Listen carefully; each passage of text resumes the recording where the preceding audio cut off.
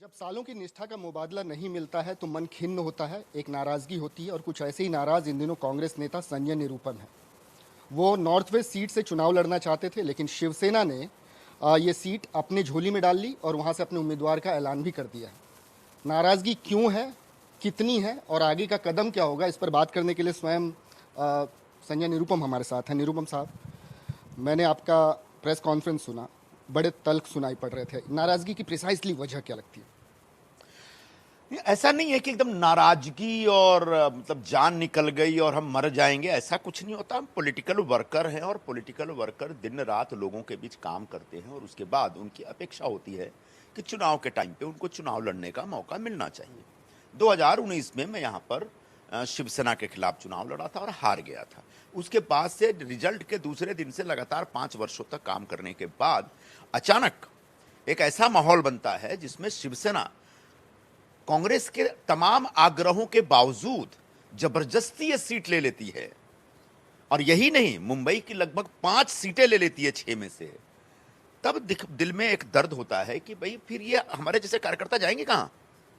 एक दूसरी बात, मुंबई में कांग्रेस पार्टी का एक जबरदस्त जनाधार रहा है, आज भी है। हमारे पास जितने वर्कर है शायद किसी के पास इतने वर्कर नहीं है। और ऐसे में कांग्रेस को 6 में से 1 सीट देना ऐसा लग रहा है जैसे आप भीख दे रहे हों। वह पूरे कांग्रेस के लिए मुझे चिंतित करता है। आखिर इतना दबदबा क्यों बना के रखा है उद्धव बाला साहेब ठाकरे की तो शिवसेना ने? कांग्रेस के जो बड़े नेता हैं उनसे पूछिए और कांग्रेस के जो लोग नेगोशिएशन टीम में जाते थे उनसे पूछिए। भाई, शिवसेना एक टूटी फूटी पार्टी है, बिखरी हुई पार्टी है।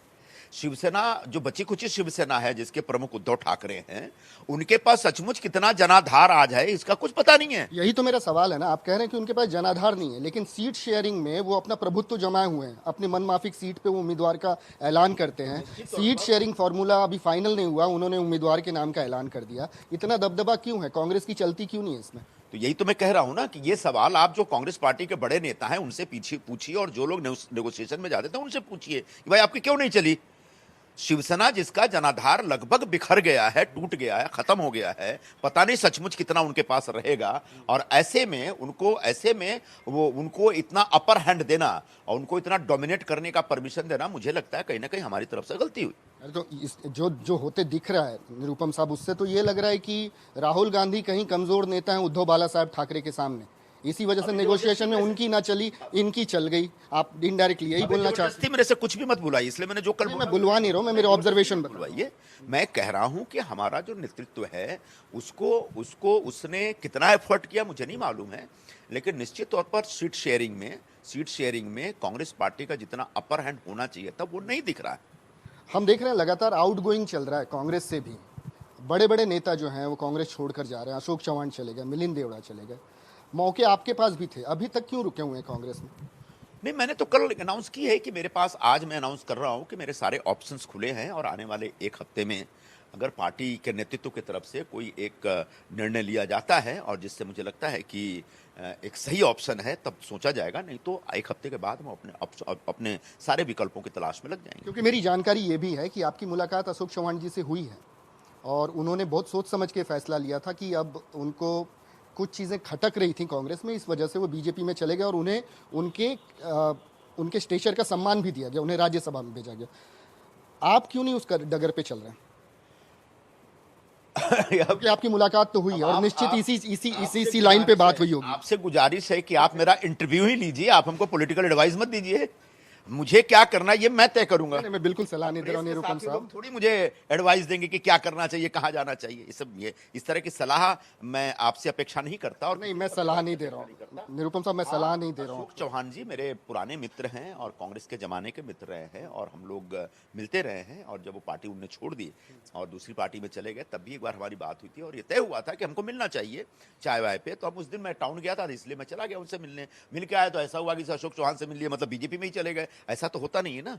आप क्या, कोई किसी ने पार्टी बदल ली तो क्या इसका मतलब रिश्ता टूट जाएगा? किसी ने पार्टी बदल ली तो क्या उससे मिलना जुलना बंद हो जाएगा? ये इस तरह की भारतीय राजनीति में इस तरह की परंपरा कभी नहीं रही है। बिल्कुल निरुपम साहब, मैं जानता हूं कि आप बहुत ही अनुभवी और बहुत ही मजे हुए राजनीतिज्ञ हैं। मेरा आपको सलाह देना मेरा इरादा था ही नहीं। मैं सिर्फ डेवलपमेंट्स की बात कर रहा था कि इस किस्म से घटनाक्रम हुए थे और उसके बाद आपकी क्या प्रतिक्रिया थी। खैर, जिस किस्म से लड़ाई इस समय महाराष्ट्र में हो रही है, 3 पार्टियां यहाँ भी हैं, 3 बड़ी पार्टियां महाविकास आघाड़ी में हैं, 3 बड़ी पार्टियां महायुति में भी हैं। ये पूरी लड़ाई को अब किस तरीके से देखते हैं, खासकर सीट शेयरिंग फॉर्मूला लगभग फाइनलाइज हो गया उसके बाद? नहीं, मैं दूसरे साइड के बारे में तो कुछ नहीं बोल सकता, लेकिन अपनी तरफ के बारे में जरूर बोलूंगा कि जो हमारा इंडिया अलायंस है, जिसको महाराष्ट्र विकास आघाड़ी भी हम कहते हैं, उसमें उसमें निश्चित तौर पर सभी पार्टियों को जो गठबंधन धर्म है उसका पालन करना पड़ेगा। इस तरीके से एकदम एरोगेंटली आना और जैसे मेरे जैसे व्यक्ति के प्रति एक विंडिक्टिवनेस रखना, क्योंकि ये सबको पता होगा कि मैं कभी शिवसेना में था और शिवसेना छोड़ के कांग्रेस में गया।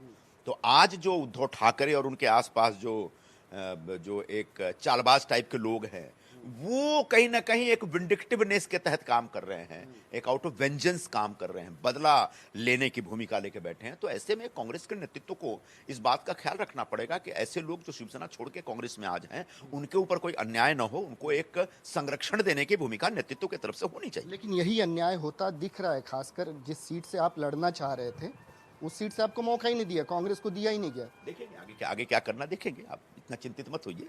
जी, मैं बिल्कुल चिंतित नहीं हूँ, मुझे पता है आपका राजनीतिक भविष्य बहुत उज्जवल है।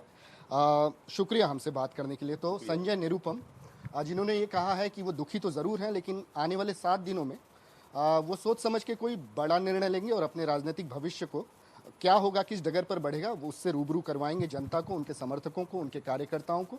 अब देखना है संजय निरुपम का आगे का कदम क्या होता है।